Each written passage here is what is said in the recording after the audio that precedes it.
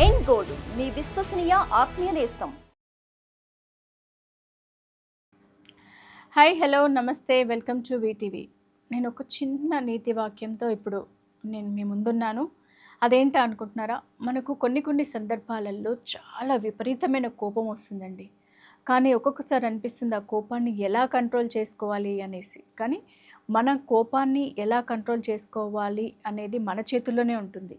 ఎందుకంటే కోపం వచ్చిన ఆ కొన్ని క్షణాల్లో మనము మౌనాన్ని వహిస్తే ఆ కోపం అనేది కొద్దిసేపట్లో కరిగిపోతుంది. సో చాలామంది విచక్షణ కోల్పోయి ఆ కోపం ఉన్న సమయంలో ఏదేదో చేసేస్తుంటారు.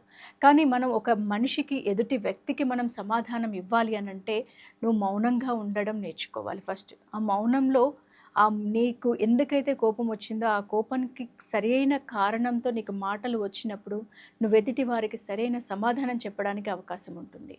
సో అంతవరకు మన కోపాన్ని అణిచివేస్తూ మౌనంగా ఉండడం అనేది చాలా మంచి విషయం. కాబట్టి అందరూ కూడా దీన్ని తప్పకుండా పాటిస్తారనుకుంటున్నాను. సో నేను కూడా పాటిస్తాను.